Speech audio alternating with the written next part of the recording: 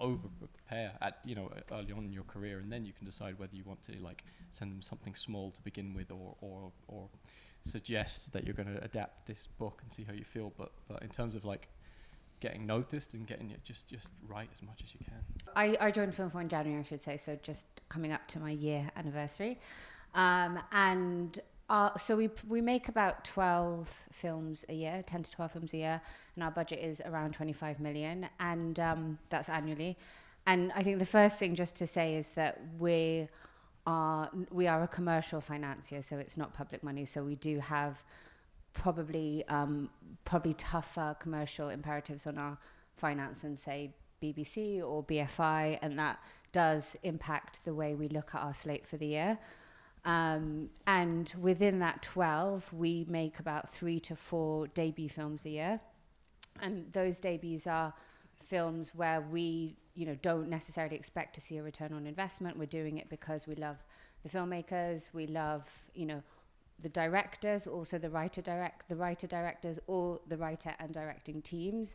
But really, it is about relationships that we want to invest in. So we see that as an investment, but not one where we're necessarily expecting to see a return. Thank you. Claudia, how about for you, BBC? Yeah, as Farhana says, our money comes from the license fee. So we are commissioning as an end user for BBC channels. That obviously gives us quite a broad remit because we are expected to deliver content for all, you know, across the spectrum of license fee payers and across the spectrum of channels that we serve. So we make about 15 films a year. I'd say about a third of them are debuts. And most of those are writer-director debuts. So let's assume that a writer, has no relationship whatsoever with any execs at either of the establishments that you work for. What is the best way that they can get your attention?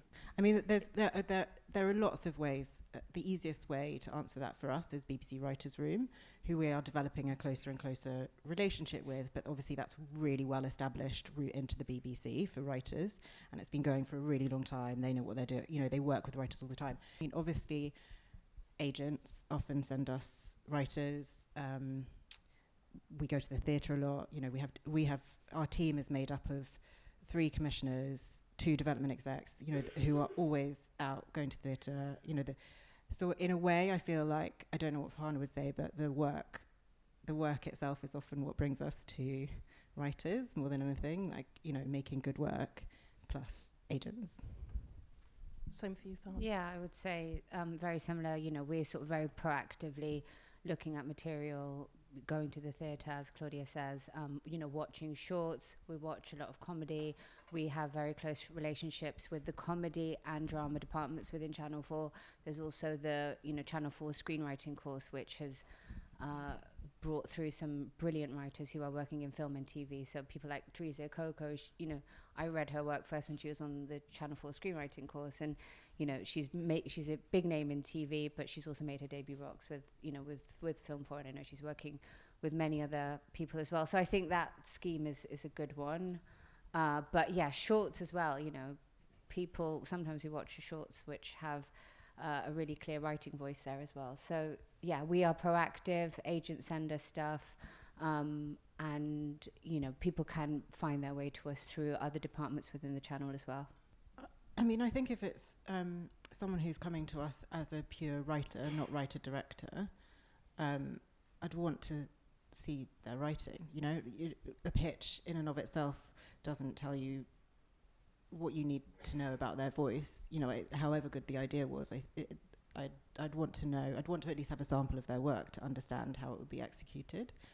But if I had a sample of their work in a pitch, then, you know, that is not a bad place for us to start. We tend to join quite early, you know, or a sample of their work and a book that they wanted to adapt. That, you know, that is not too early for us to start a conversation.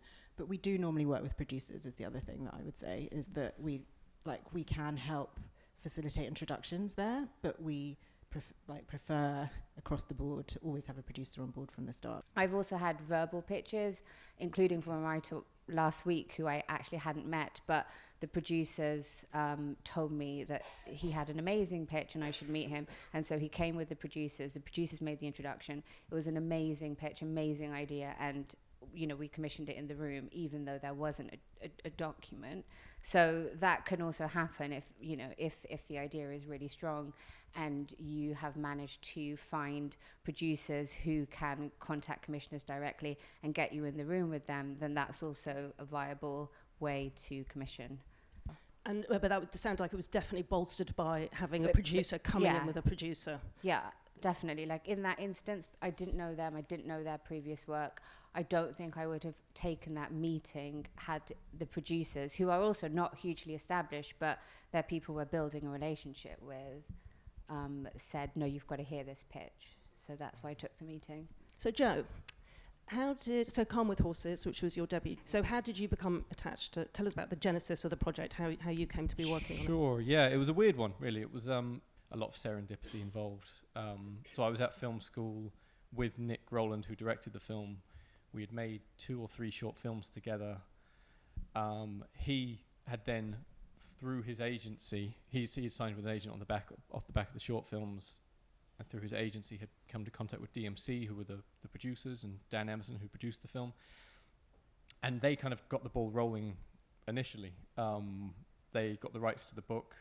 That was a really weird thing where they both had discovered the book and both just turned up at the first meeting with the same book in their bag, and they both said, we want to do this, and so it just made sense. And they went looking for a writer, because Nick didn't want to write it. And because we had a great relationship from doing short films, he very kindly put my name forward, and then it was the process of me meeting Dan, the producers at DMC, showing them my spec scripts, going through a kind of an interview process, I guess, and then getting kind of hired or getting on board with those guys initially, before we then spent some time on the project working up a lot of treatments and pitch documents before bringing it to Film4. And then we were sort of courting Film4 for a long time. I think it was a good few months anyway, just kind of going back to them, doing more drafts of treatments and pitches to kind of get it to the place where they're like, yes, now you're ready to, now we believe you are ready as a team to go and make this. That kind of got the film made was at Film4. They were just really excited to debut writer and a director. They loved our short films, so that was a big part of it, and they loved the book. And so then it was kind of us just proving that, number one, we could tell the story in a really cool way, and that came through the treatment. But it was also more about like the how we were going to sync up as writer director. And so while I was doing the treatment, Nick was putting together a very comprehensive visual document, and we ended up just combining it into a big colossal thing that sort of just told the story of the film really in the most visual way possible. And that's actually something that I'm not a director, but it's something I now do with every project after that to help me. I mean, like you were asking earlier about the process of approaching a commissioner and what amount of material you might have in doing so. Like, just absolutely over prepare and just send in, like, if you're a new writer, if you're trying to get your foot in the door, have a script and a pitch document and a visual deck and a thing, and be prepared to know that might not be the project you end up making, but off the back of that, it's just gonna display your talents as a writer and your tone and your specific voice, so that then hopefully a commissioner or producer might be like, well, this just isn't going to work because it's going to cost £200 million and I barely know you, but we have this other thing in development which has a similar tone and you could be perfect. Should we start chatting about that? But I would just over prepare at early on in your career, and then you can decide whether you want to like send them something small to begin with or suggest that you're going to adapt this book and see how you feel. But in terms of like getting noticed and getting it, just write as much as you can. That's so.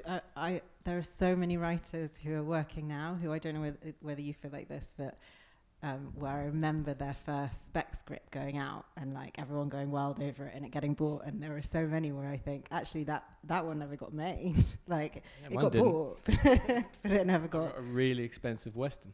Yeah, I really. I remember reading that. Did you? Yeah. But I was at film school, and I was I was graduating film school, and I had to write one spec script, and I couldn't decide. Well, I've got this idea for an incredibly expensive Western set in the snow, and it's a mostly Native American cast, and I'm a white guy from my it's like why? And I was like, this is surely a really stupid thing for me to go and write as a first thing. Why don't I go do like a super low budget thing that might be able to get made? And that was what I was sort of telling myself at the time.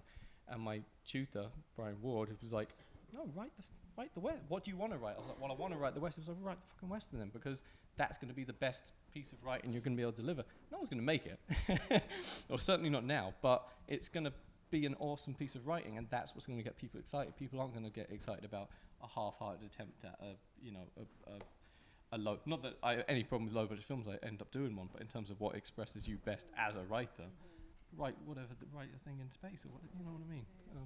And how do you navigate the notes? Good notes? Ignore some of them?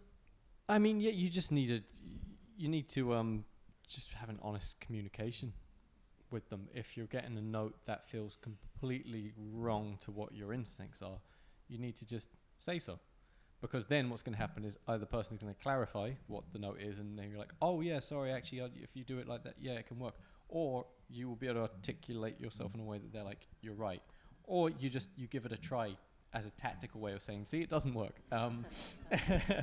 But it's just honest, open communication with the people you're working with. That's why it's just so important to work with the right people who you can get on with and who you can have that dialogue with. But I think if it's ever seen as obviously they are commissioning your film, but if it's got that dynamic to it of like, do the notes, that's never a good thing. I don't think anyway. Certainly not. It's certainly not something I would like to do. I also think it's really important when you're sort of first meeting commissioners, when you're pitching your project, to see what that first initial conversation is bringing, because I think that first conversation will be so telling. Like, do these people actually get my project and get what I'm trying to say, and can they bring and can they add value, like, or are they just going to sort of be this blank wall that either doesn't understand or trying to take it into this direction that was never my intention. So I think that initial conversation when you're pitching is really important, because it's going to give you all the clues as to whether this commissioner or this team is the right person for you, which is what you were saying at the beginning. Like, actually the first decision you make is like, okay, who would this project suit? Is it going to be for BBC? Is it going to be for Film4? Actually, is it going to be better placed at a studio? Like, I think that having some meetings, a range of meetings, meet lots of commissioners, get a feel for them, pitch your projects widely, will give you a sense of like where something genuinely clicks. And also, it is worth mentioning within the team as well. Like I sit in a team of 2 other commissioners and the 3 development execs as well. And actually, both me and my colleagues have different approaches to development and editing. So it's also good to meet other commissioners within the same team as well, because I think you might not like my understanding of your project, but then actually you might love my colleague David's understanding of and that the connection is there.